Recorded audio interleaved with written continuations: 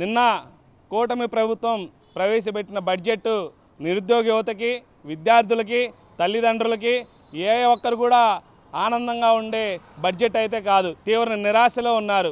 ముఖ్యంగా నిరుద్యోగ యువతకి ఈ యొక్క లోకేష్ గారు ఆనాడు పాదయాత్రలో, యువగలం పాదయాత్రలో మేము అధికారంలో రాగానే ఉద్యోగాలు ప్రకటిస్తాము, జనవరిలో జాబ్ క్యాలెండర్ ఇస్తాము, లేని పక్షంలో ప్రతి ఒక్కరికి నిరుద్యోగ భృతి 3000 ఇస్తామన్న ఆనాడు లోకేష్ గారు మరి ఈనాడు మీరు బడ్జెట్లో ఒక్క రూపాయి కూడా కేటాయించలేదు. ప్రశ్నిస్తానన్న పవన్ కళ్యాణ్ గారు మరి మీరు నేడేం చేస్తూ ఉన్నారు? మీరు కూడా ప్రశ్నించకుండా చప్పట్లు కొడతా ఉన్నారు ఆ యొక్క బడ్జెట్కి.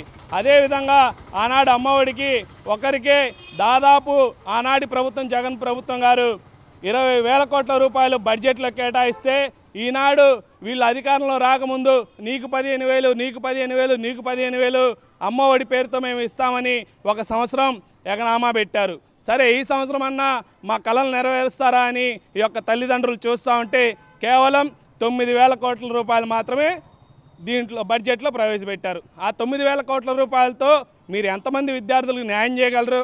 ఉన్న ప్రతి ఒక్కరికి కుటుంబంలో ఒకళ్ళు ఉంటే 15,000, ఇద్దరుంటే 30,000, ముగ్గురుంటే 45,000 ఇస్తామన్నారు. మరి మీ లెక్కే చూసుకుంటే ఆనాడు ఒకరికి ఇచ్చిన 20,000 కోట్ల రూపాయలు అమ్మఒడి పేరుతో జగన్ గారు ఇస్తే మరి ఈనాడు కుటుంబంలో ఇద్దరు ముగ్గురు ఉంటే కేవలం 9,000 కోట్ల రూపాయలు తల్లికి వందనం విడుదల చేస్తారు అంటే నిస్సిగ్గుతనం మీరు బయటపడతా ఉన్నది.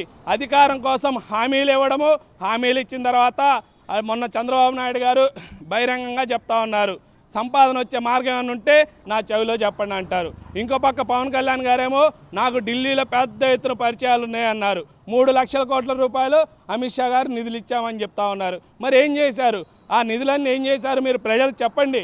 మరి అప్పుల్లో ఉన్నాము, బడ్జెట్ లేదు, డబ్బులు లేదు, సంపాదన రావట్లేదు, టోల్గేట్లకు డబ్బులు ఇంకా టోల్గేట్లు పెంచుతా ఉన్నాము, అన్నీ చేస్తామన్నారు తప్పించి ప్రజలను అడ్డి విరిచే బడ్జెట్ తప్పించింది ప్రజలకు మేలు చేకూర్చే బడ్జెట్ కాదని ఈ సందర్భంగా తెలియజేస్తూ ఉన్నాము.